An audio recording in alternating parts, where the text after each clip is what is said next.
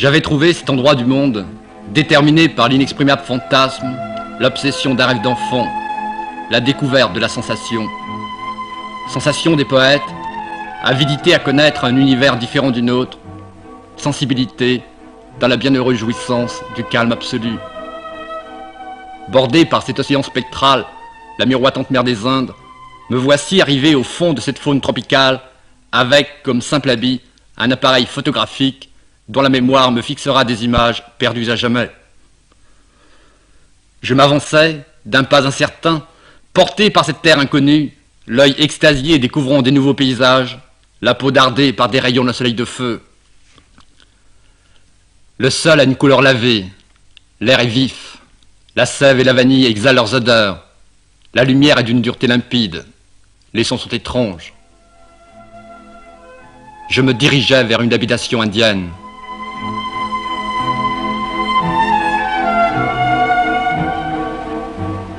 L'habitant, tête ceinte d'un turban d'une éclatante blancheur, me reçut, puis m'accueilla. J'étais entre le rêve lointain, mystique, de mes croyances raisonnées de l'Indien et le plaisir de cet instant, la singulière transparence d'une vie colorée.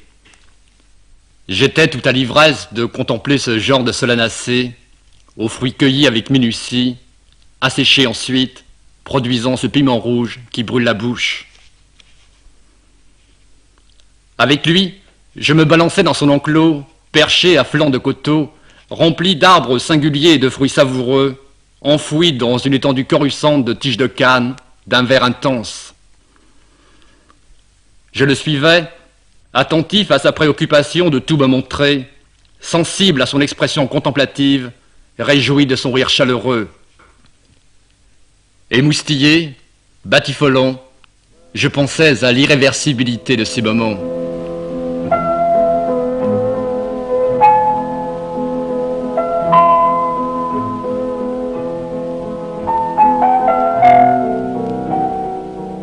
La terre que je pressais était de satin, couleur rhubarbe. Le soleil roulait en boucle. Mes pieds brûlaient. J'entrais dans l'habitation voisine, au silence très doux, prenant l'ombre ainsi offerte. Dans le calme indéfini qui m'accueillait, j'étais à l'écoute de tout, présent, avide de percevoir les ondes de magnificence et de beauté, de retenir une vibration, restituer un souffle, fixer une émotion, donner le change à une perception neuve. Dans ce silence inaltérable, j'entendais des sons distincts et suaves, le clapotis des vagues martelant la coque des barques ancrées. Au bord de ces eaux, j'étais chez un pêcheur. Visage de sang séché, bloc épais du thorax gonflé par l'air pur. D'une main habile et précise, il ciselait des sillons d'osier coupés fraîchement de l'oseraie. Sa femme, drapée d'un sari tacheté de rose clair, posait avec raideur, perdant tout rythme, comme retenue à la terre, surprise, alors qu'il portait à manger au cabri. La main arrêtée sur sa bassine, elle se montrait d'un calme confus, le regard préoccupé, rivé encore davantage à son logis, d'une demi-obscurité à la fraîcheur souterraine.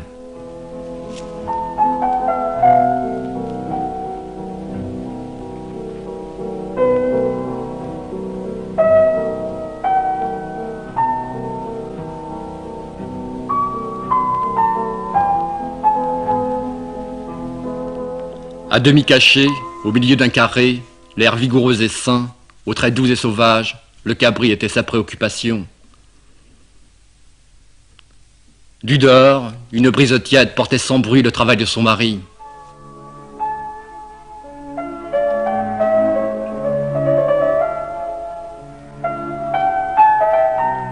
Emporté par la délicieuse image de cette vie simple, je prêtais l'oreille et la main au pêcheur, absolument captivé, éprouvant un plaisir immédiat, bizarre, extravagant, qui aussitôt se dissocia pour disparaître en un sentiment de naïveté. Je me rendais compte de l'inutilité de mon geste.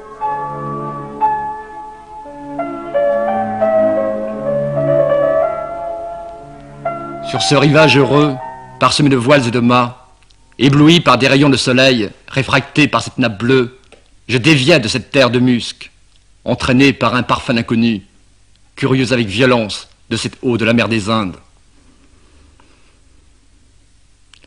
Je me trempais dans cette eau de fraîcheur inattendue, à la saveur impétueuse, sondant cet océan, au bruit sourd et déchiré, d'où me parvenaient des sons plus déchirants encore. Mes deux compagnons, les fils du pêcheur, débrouillaient les voiles qui ralinguaient contre l'ardent zéphyr.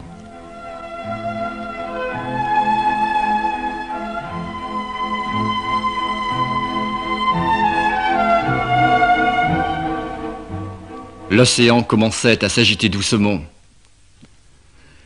Sur une ligne d'océan encore vierge, se trémoussant sur la pointe des vagues, le boutre, d'une cadence nonchalante, avançait sans faiblir. Des vapeurs capiteuses couraient sur les voiles. Je me glissais jusqu'à l'avant et disparaissais là, à l'écoute des flots qui battaient l'étrave, m'abandonnant aux attractions de cette immense étendue d'eau. Les rayons de soleil jaillissaient en traits jaunes à travers la toile pour arriver en lueurs scintillantes et diffuses. L'horizon s'ouvrait, la lumière se décomposait, l'espace se découvrait. Sur cette uniformité bleuâtre, tissée de paillettes argentées, je savourais un bien-être particulier. Je ressortais de ces flots couchés, me trempant de nouveau dans cette eau tiède, prenant place parmi les pêcheurs, enveloppé par la sourde rumeur de cet océan, vivifié de l'image fantasmagorique de cette eau dévorée de lumière, traversé des vibrations voluptueuses de cette mer des ânes pleine de vie, rapportant de ces lointains infinis une vision encore confuse. Près de nous commençait à passer sur une barque lente le pêcheur à l'habit fatigué qui revenait de plus loin encore de l'immensité de cet océan. Venant de la terre, la brise alésienne remplissait l'air d'exquises et fraîches senteurs. Je tressaillais du plus léger bruissement, m'imprégnais des effluves émanant de ces eaux et de la terre si proche.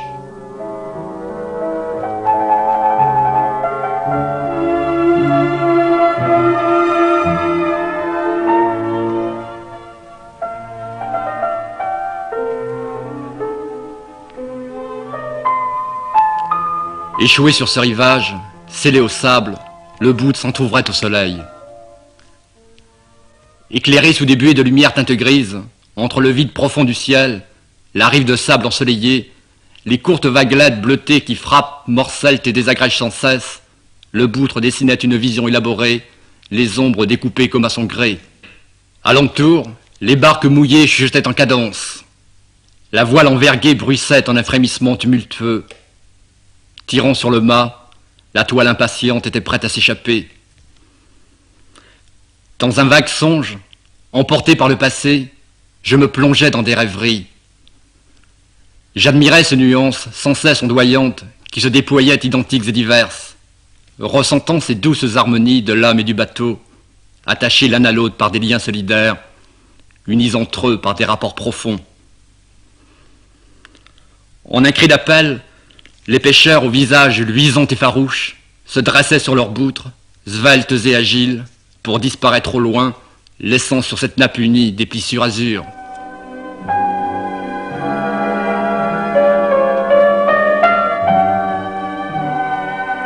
Largué d'une manœuvre, non loin d'Indienne cachée qui folâtrait avec les vagues, je survenais sur un récif de corail, d'où, par degrés, lentement, surgissait comme dans un irréel miroir, une charmante créature.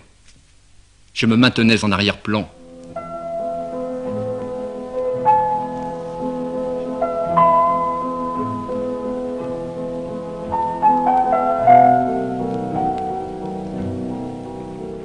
Pieds nus, elle promenait avec nonchalance sa chère Jeanne. Une ardente volupté s'esquissait dans son sourire. Nuances de cendre, visage plein et large, regard incertain, peau fine et satinée au grain doux, profusion de cheveux noirs bleuâtres se déroulant dans toute leur longueur jusqu'à mi-jambe. Elle ouvrait son corps, baignait son visage aux impalpables vapeurs.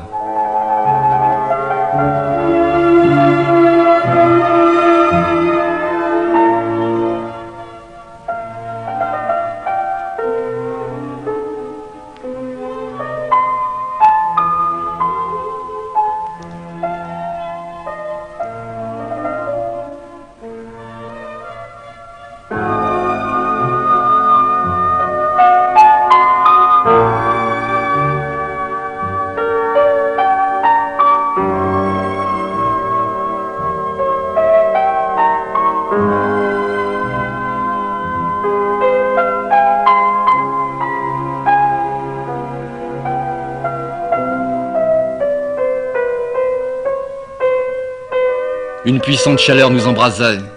Une lumière cuivrée rayonnait en lueur sauvage, la colorait superbement, jetant des clartés roses sur les arrondis de son corps.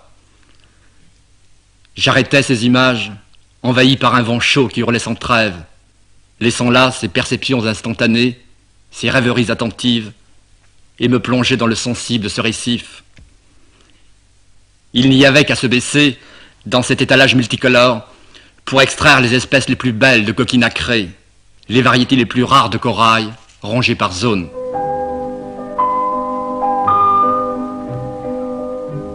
Les vents alizés poussaient les lames qui se brisaient sur les récifs. Du haut des vagues, ruisselaient de fins et onduleux filets bleuâtres qui s'enlaçaient et se superposaient sans cesse pour se fendre dans les longues lames déferlantes meringuées de blanc d'écume. Le grand souffle du large arrivait en un tumulte étrange qui, répercuté par les échos, donnait à l'air cette épaisseur sonore et sauvage des rivages enchanteurs. Bordure merveilleuse d'emprunts suspendus épars. Par-dessus les lames, la buée qui s'exhalait de ses eaux mouillait la peau. Trempé à l'extérieur et à l'intérieur, enveloppé par des vapeurs chaudes, je m'enfonçais seul, brûlé de rayons, inondé de lumière sur cette plage déserte. Ce plaisir m'était librement offert, je l'ai pris.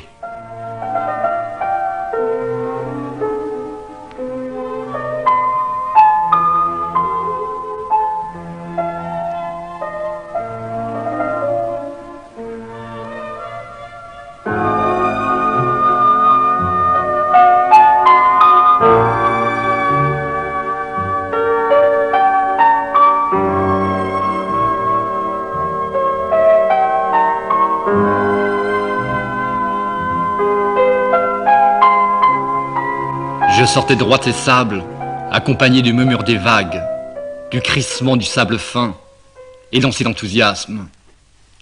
La plage resplendissante déployait toutes ses fantasmagories de lumière.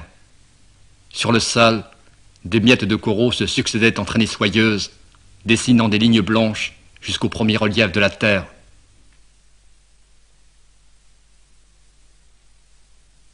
Par les chemins de ronde, j'arrivais dans un sanctuaire indien, exhalant d'esquisses senteurs, refuge de prière et de recueillement, m'associant un instant aux antiques légendes sacrées. Des roches basaltiques appuyaient cet édifice, teinté de couleurs hétéroclites, donnant à cette enceinte une assise hiératique et simple. Je m'agenouillais pieusement, transporté par les essences de rose et de jasmin, pétrifié par les fortes odeurs de santal et d'encens. À la vue de ces lieux, me revenait en tête pêle-mêle l'histoire de ces peuples anciens qui sacralisaient leurs ancêtres, les souvenirs imagés de ces idoles peintes, lugubres, les récits racontés de ces heures sacramentelles, remplies de rites et de profonde ferveur, les images des quelques fleurs fanées déposées en offrande aux dieux. En un saut, je découvrais le sanctuaire, m'arrêtant un instant près d'un prêtre en prière, le corps drapé d'une toge teintée de safran. Près de lui, je me tenais immobile, saisi de l'étrange impression d'entendre une prière nouvelle. L'office terminé, je découvrais une figure grave, au front marqué d'une petite tache blanche, des yeux mystiques et doux, une étole pastorale autour du cou. Derrière le temple, une gorge ouverte, venant des croupes échancrées de la montagne, rendait plus éthérées les senteurs légères des petites plantes clairsemées. Tout du long de cette déchirure se déployaient de longs rubans de scolopendres d'un vert émeraude, des pics et des torrents. Je m'enfonçais là-dedans davantage, parcourant au gré de ma fantaisie les flancs bruns, chauds et sauvages des pentes abruptes.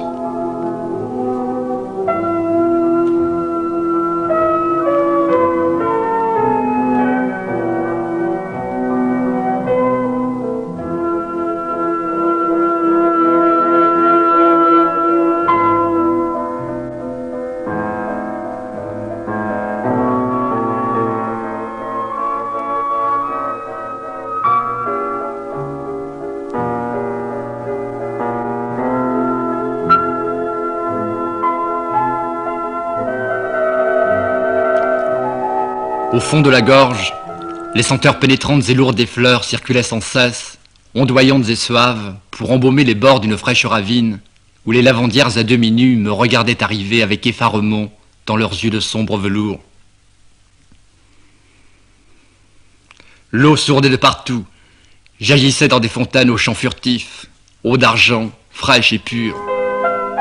Sous l'entrecroisement des vents de montagnes et de mer, l'air séchait les larmes des cannes, les nervures des feuilles palpitaient. Ce paysage tropical, je l'avais pour quelque temps encore.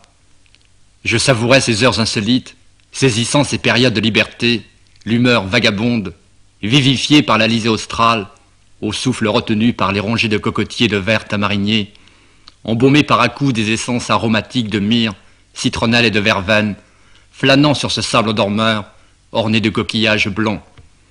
Dénudés, les parasols au bois violemment chaud resplendissaient au soleil.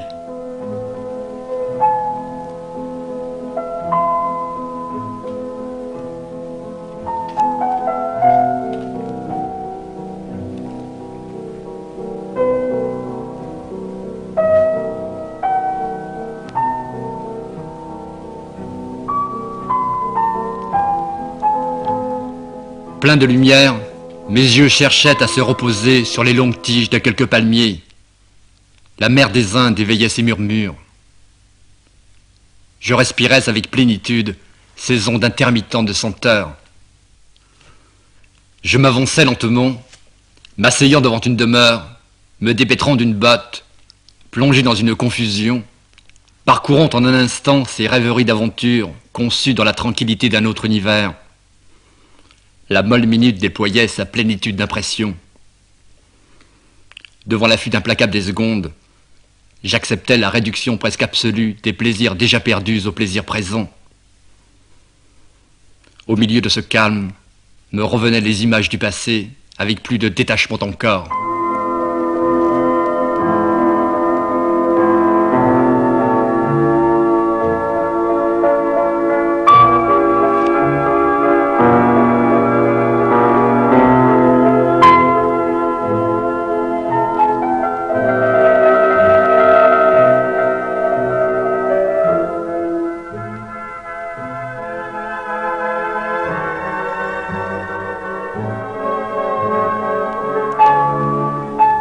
Dans la profondeur de leur petitesse aimable, les enfants de la demeure m'apportaient des coquillages avec la solennité un peu gauche des enfants qui s'aiment, contents de se retrouver avec moi, et moi brusquement avec eux.